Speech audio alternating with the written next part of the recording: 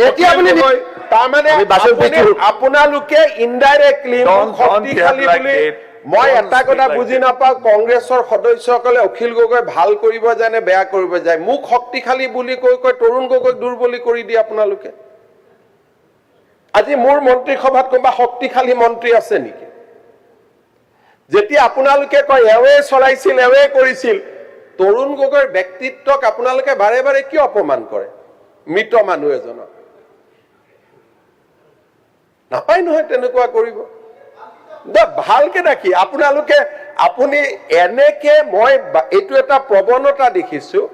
যে মৃত্যুৰ পিছতো অখিল গগৈ তৰুণ গগৈ কিমান সমালোচনা কৰে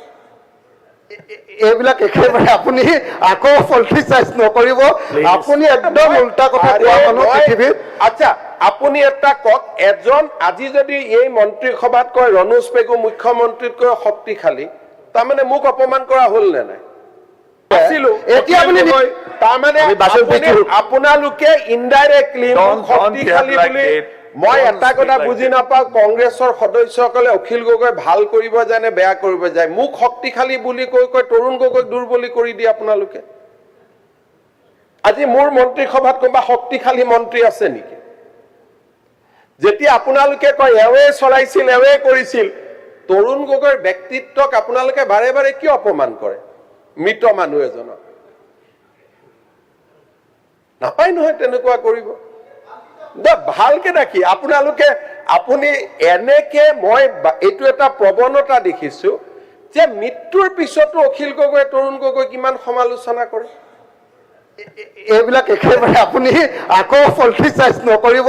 আপুনি একদম উল্টা কথা কোৱা মানুহ পৃথিৱীত আচ্ছা আপুনি এটা কক এজন আজি যদি এই মন্ত্ৰী সভাত কয় ৰনোজ পেগু মুখ্যমন্ত্ৰীতকৈ শক্তিশালী তাৰমানে মোক অপমান কৰা হ'ল নে নাই এতিয়া আপুনি তাৰমানে আপোনালোকে ইনডাইৰেক্টলি শক্তিশালী বুলি মই এটা কথা বুজি নাপাওঁ কংগ্ৰেছৰ সদস্যসকলে অখিল গগৈ ভাল কৰিব যায় নে বেয়া কৰিব যায় মোক শক্তিশালী বুলি কৈ কৈ তৰুণ গগৈক দুৰ্বলী কৰি দিয়ে আপোনালোকে আজি মোৰ মন্ত্ৰীসভাত কোনোবা শক্তিশালী মন্ত্ৰী আছে নেকি যেতিয়া আপোনালোকে কয় এৱে চলাইছিল এৱে কৰিছিল তৰুণ গগৈৰ ব্যক্তিত্বক আপোনালোকে বাৰে বাৰে কিয় অপমান কৰে মৃত মানুহ এজনক